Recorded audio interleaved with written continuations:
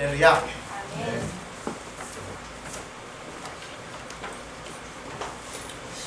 우리가 읽은 본문 바로 앞에서 무슨 일들이 있었느냐면 우리가 지난주, 지지난주에 살펴봤던 것처럼 안식일에 베데스다 못가에서 예수님께서 38년 된 병자를 고침으로 유대인들과 부딪히게 됩니다.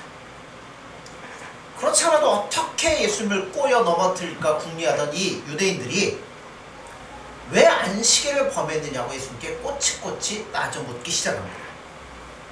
예수님께서 뭐라고 대답하시냐면 내 아버지께서 일하시니 나도 일한다 라고 대답을 하셨어요. 그래서 이번에는 더 큰 싸움이 벌어지기 시작합니다. 우리나라에서는 부자지간 그러면 지위 계급의 차이가 있잖아요. 아버지가 있고 아들 차이가 있잖아요. 그런데 유대인들에게는 부자지간이라는 말은 동격이라는 의미가 있습니다.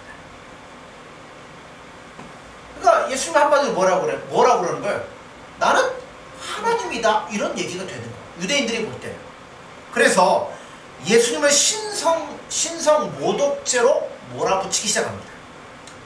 이렇게 되자 예수님께서 드디어 오늘 본문 19절에서 말씀을 하기 시작해요.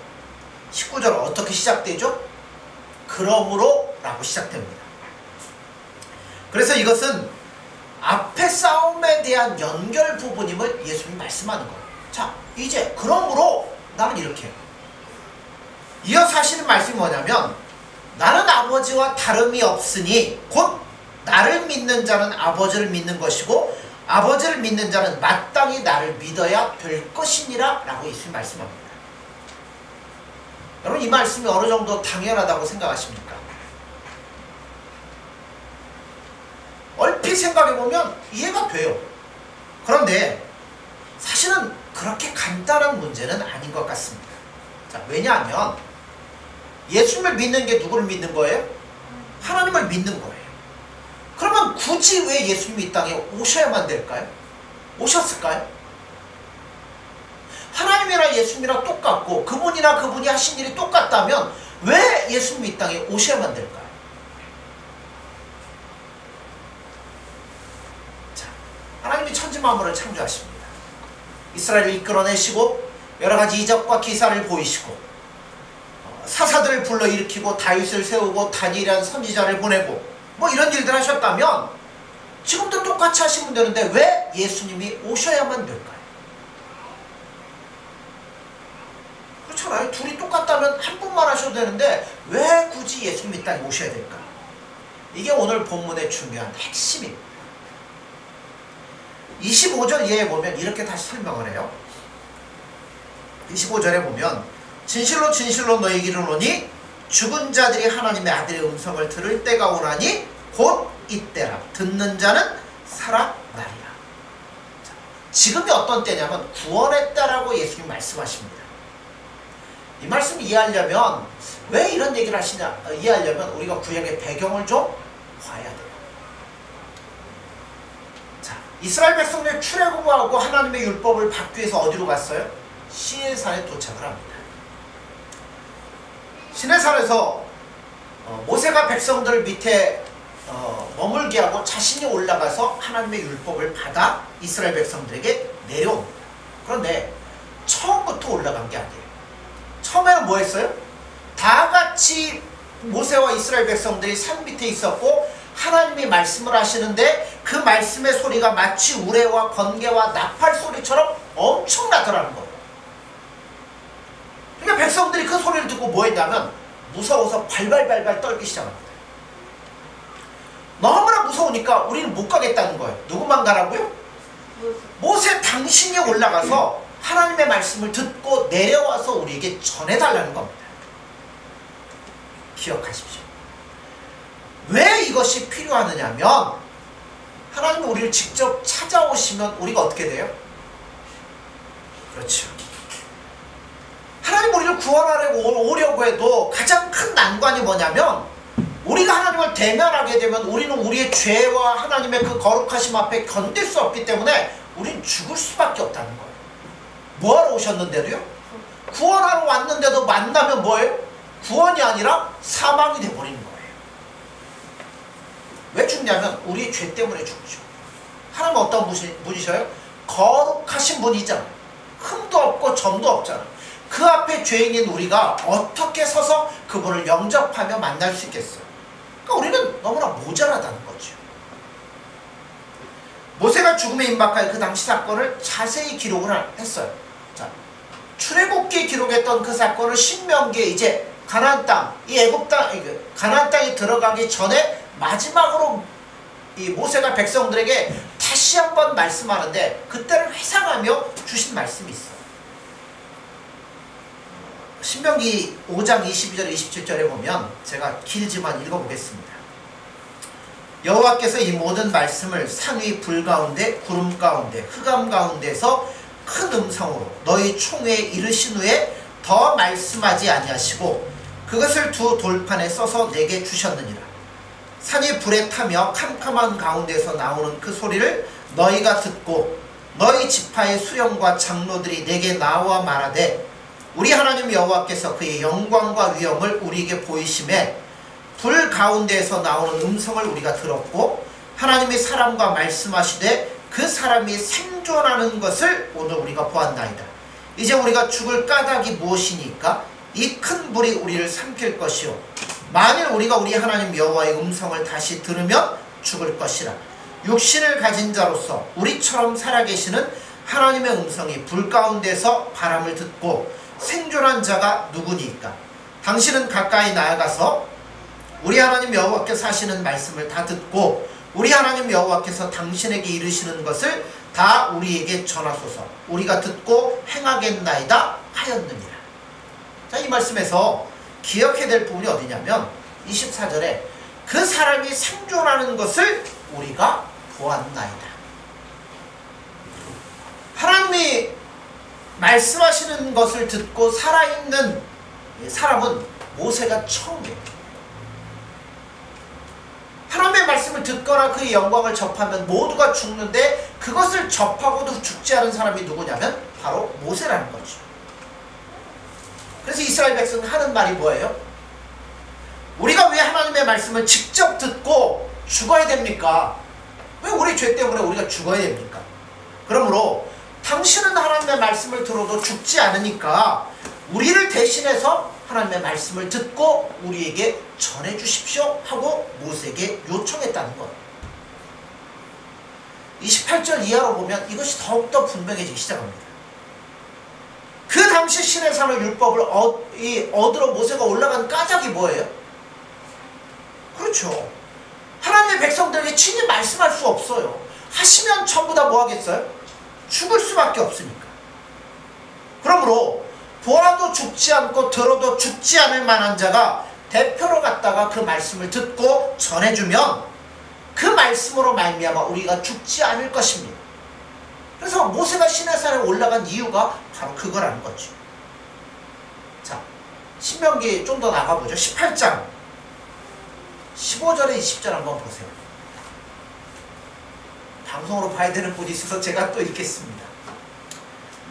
내 하나님 여호와께서 너희 가운데 내 형제 중에서 너를 위하여 나와 같은 선지자 하나를 일으키시니 너희는 그의 말을 들을지니라. 이것이 곧 내가 총회의 날에 호렙산에서 내 하나님 여호와께 구한 것이라. 곧 내가 말하기를 내가 다시는 내 하나님 여호와의 음성을 듣지 않게 하시고 다시는 이 큰 불을 보지 않게 하소서. 두렵건대 내가 죽을까 하나이다 하매 여호와께서 내게 이르시되 그들의 말이 옳도다. 내가 그들의 형제 중에서 너와 같은 선지자 하나를 그들을 위하여 일으키고 내 말을 그 입에 두리니 내가 그에게 명령하는 것을 그가 무리에게 다 말하리라. 누구든지 내 이름을 전하는 내 말을 듣지 아니하는 자는 내게 벌을 받을 것이요 만일 어떤 선지자가 내가 전하라고 명령하지 아니한 말을 제 마음대로 내 이름으로 전하든지 다른 신들의 이름을 말하면 그 선지자는 죽음을 당하리라 하셨느니라. 그러니까 백성들이 죽지 않기 위해서 하나님과 이스라엘 백성 사이에 누구를 세웠어요? 모세. 모세가 하는 일이 뭐예요? 중보자의 일이에요.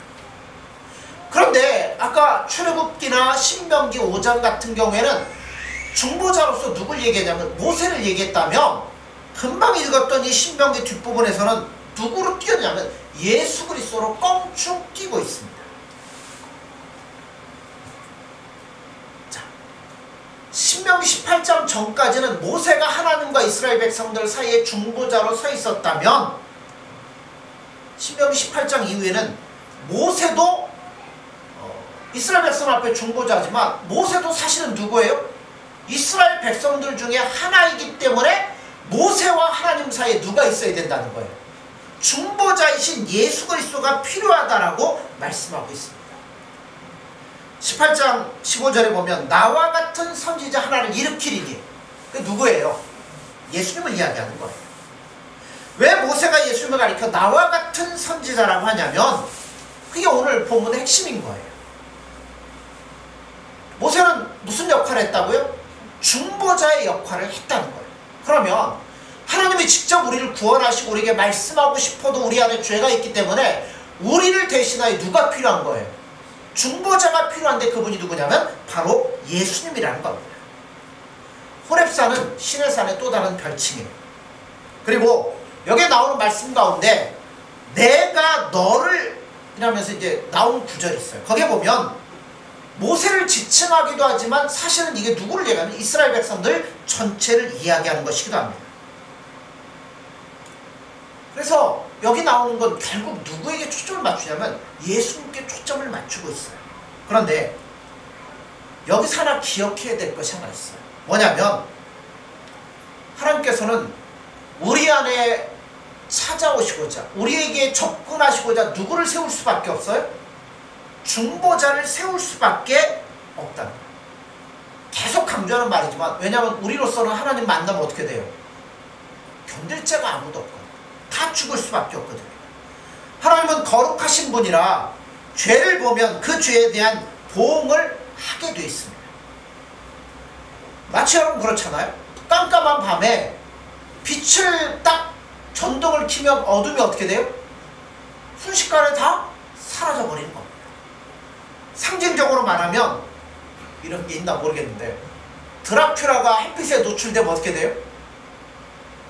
형체도 없이 다 사라져버린 겁니다.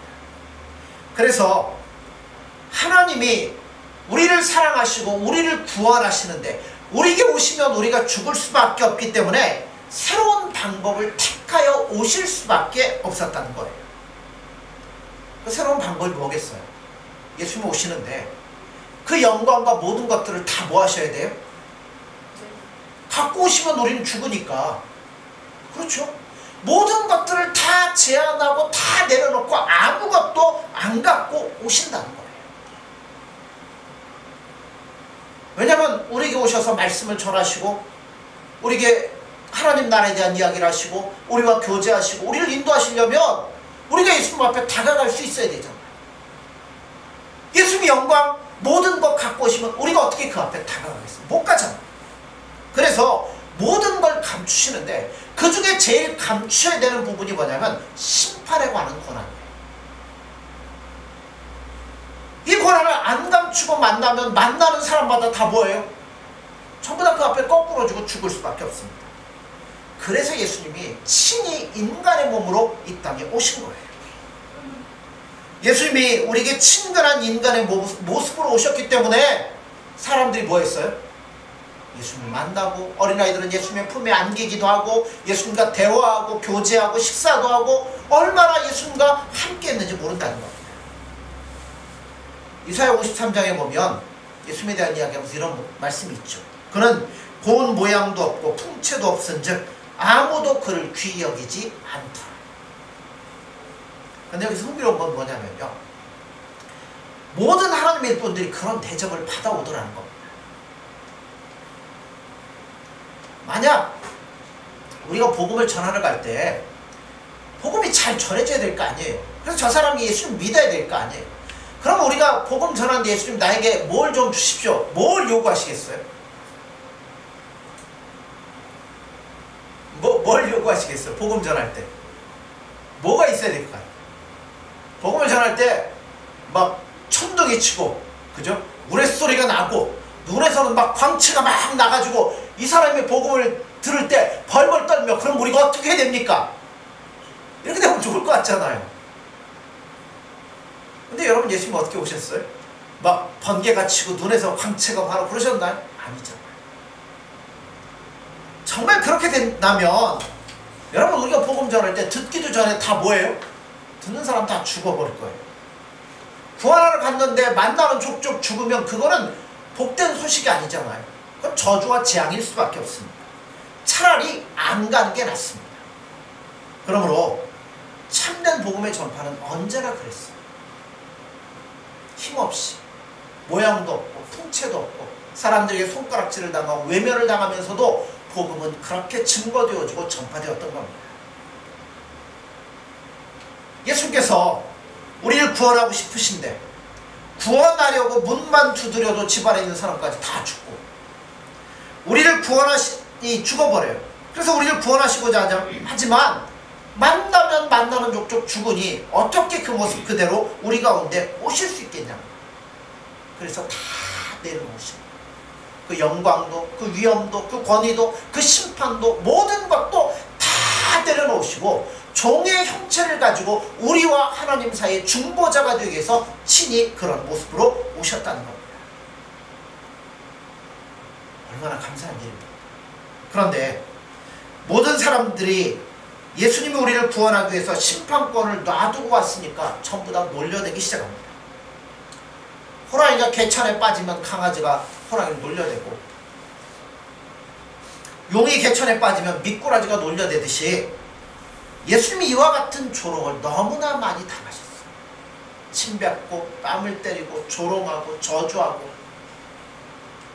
오늘 바로 그 이야기가 이 본문의 이야기인 거예요. 자, 중보자가 반드시 필요하고 그 중보자 일을 하기 위해서 예수님은 어떻게 오셨다고요? 이런 모습으로 오셨다는 거예요. 자, 이것을 배경을 가지고 요한복음 5장 19절 이하를 보셔야 된다는 거예요. 이하를 보면 왜 예수님이 이런 방법으로 말씀을 유도해 나가셨는가 하는 감이 어느 정도 잡힙니다. 왜 예수님이 자꾸만 뭐라 그래요? 하나님과 나는 하나이다. 나는 그분이 말한 것만 전하고 본대로 하고 구원하기 위해서 왔다는 것을 계속 반복하시고 계시냐를 우리가 알 수 있다는 거예요. 직접 오실 수도 있어요. 왜 직접 못 오시겠습니까? 구름 타고 이 땅에 오셔서 너희들이 이렇게 살면 안 된다고 말씀하실 수도 있잖아요. 그런데 그 모든 것들을 다 내려놓으시고 중보자로서 이 땅에 오셨다는 겁니다. 그러니까 예수님 보면 누구 보라는 이야기예요. 예수님을 볼 때 누구 생각하라는 이야기예요? 모세 생각해 보라는 이야기예요. 이스라엘 백성들에게 얘기하잖아. 너희 조상들이 모세에게 뭐라고 그랬어요? 우리가 하나님 직접 만나면 다 죽을 것 같으니까 당신이 가서 보고 듣고 말한 것 우리에게 전해줄게요. 그럼 우리가 그 말 듣고 따르겠습니다. 너희가 모세를 봤듯이 내가 그렇게 왔다는 거예요. 그래서 내가 온 것이며 너희를 구원하기 위해서 나를 이렇게 보이시고 보낸 것이므로 너희가 구원을 얻을 수 있는 유일한 길은 바로 내 말을 듣고 믿고 나를 따르는 것이라고 주님 말씀하는 거예요.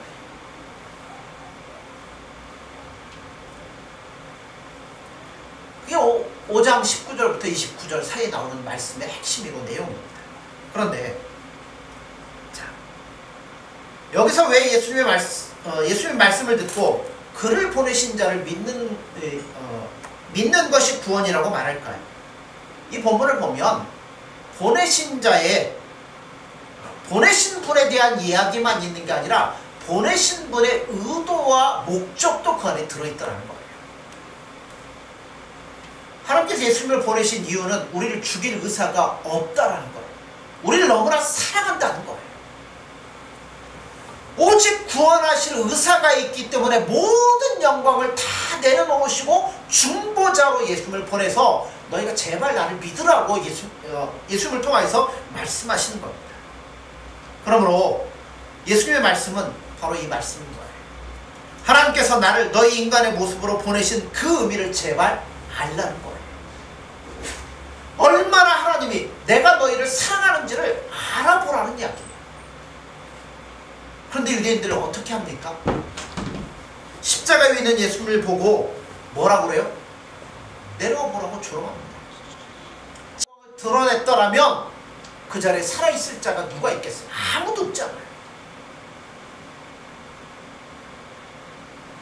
한 번은 법궤가 이스라엘 백성으로 그 예루살렘 성으로 돌아오는 과정에서 사람이 메고 와야 되는데, 그렇죠? 레위인들이 메고 와야 되는데 소달고지에다 끌어갖고 오다가 법궤가 소가 날뛰는 바람에 법궤가 떨어질 위기에 처했습니다. 그때 누가 손을 대요? 무사가 손을 대요. 우쌰! 무사하고 손을 댔습니다.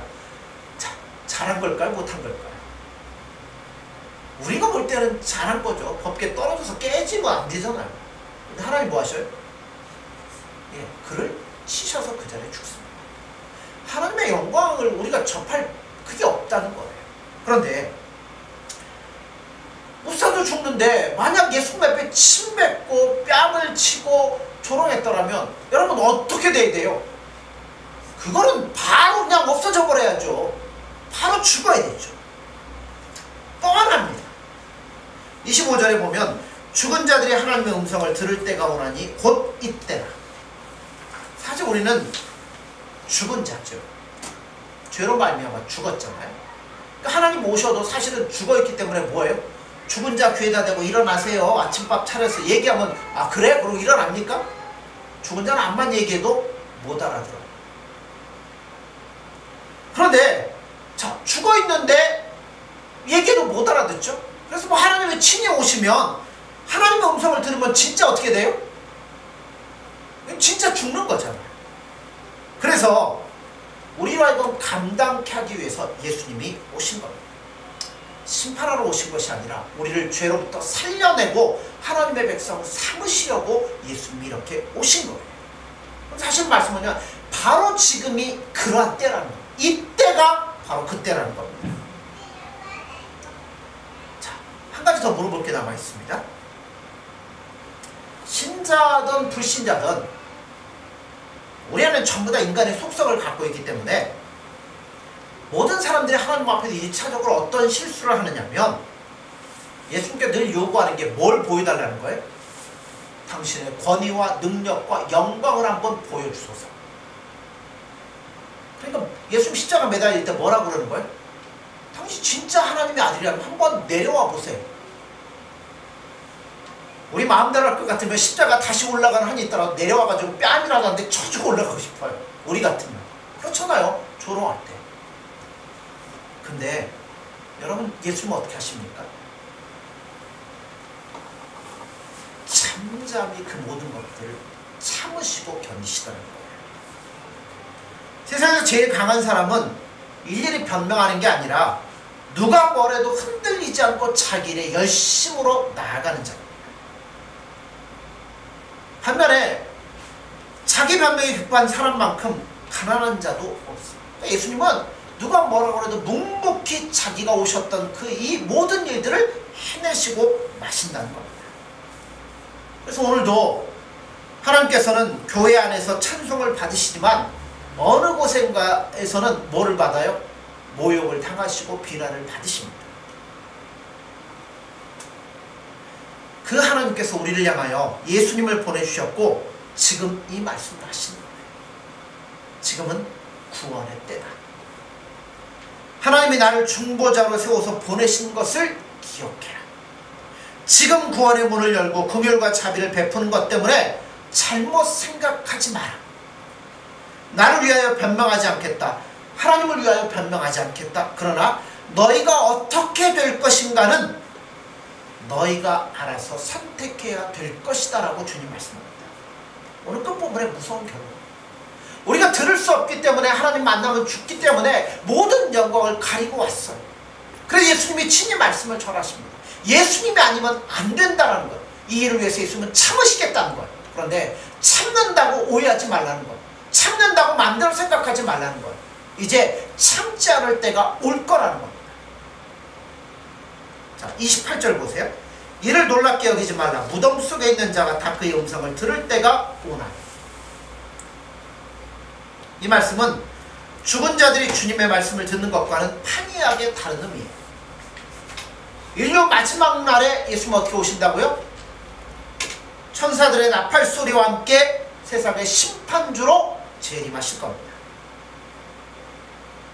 그래서 오셔서 나눌 거예요. 저 영혼은 천국에 들어갈 자와 그렇지 못한 자를 분명히 나누실 거라는 겁니다.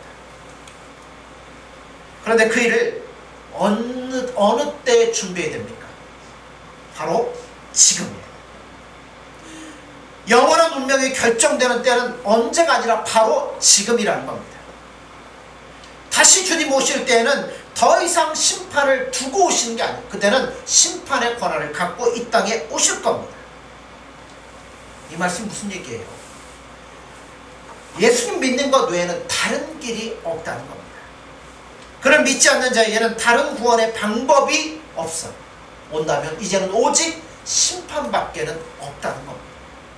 그날이 점점 가까워오고 있습니다. 하나님께서 우리를 향하여 긍휼과 자비를 오늘날까지 베풀고 계십니다. 그렇다고 해서 우리가 함부로 농락하거나 오해하시면 절대 안 됩니다. 우리 주변에 그런 사람들 많이 보시죠. 요즘 뭐 이제 코로나 때문이기도 하지만 뭐 여러 가지 일들로 인해서 이제 교회도 어려움을 겪고 있어요. 뭐 교회는 그래도 일주일에 한 번밖에 안 모이지 않습니까? 밖에 나가면 매일 모이는데 얼마나 많아요. 뭐 이제 교회 이제 문 닫으라는 얘기까지 나올 수도 있어요. 하여튼 이런 세상을 우리가 살아가고 있는데 그 사람들이 그렇게 한다고 해서 우리가 거기에 대해서 막 화내고 하실 필요 없어요. 그들을 불쌍히 여길 수밖에 없어요. 심판하거나 화낼 문제가 아니죠. 우리는 여러분 그런 것에 마음 빼앗기지 말고 누구에게? 예수님께로 나아가셔야 돼요. 왜냐하면 지금은 구원의 때에 은혜 받을 만한 시간에 불과하기 때문에 그래요. 이 시간도 지나가 버리면 끝입니다. 언제일지는 모르지만 깜짝 놀랄 시간이 우리에게 분명히 다가올 겁니다. 우리에게는 그날이 어떤 날이에요? 기쁨의 날이죠. 우리가 그토록 목매달고 예수님 바라왔던 그날, 그 예수님과 함께 영원한 천국에서 살아갈 그날이기에 우리에게는 기쁨의 날이고, 어떤 사람에게는 뭐예요? 영원히 오지 않기를 원했어.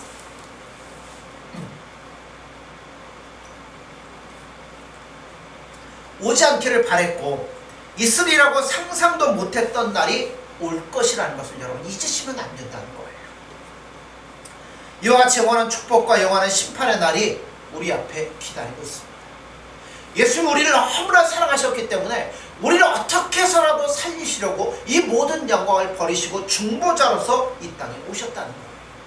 그러므로 우리의 관심과 우리의 초점과 우리의 목표와 우리의 모든 것들은 오직 예수님께로 향할 수밖에 없습니다.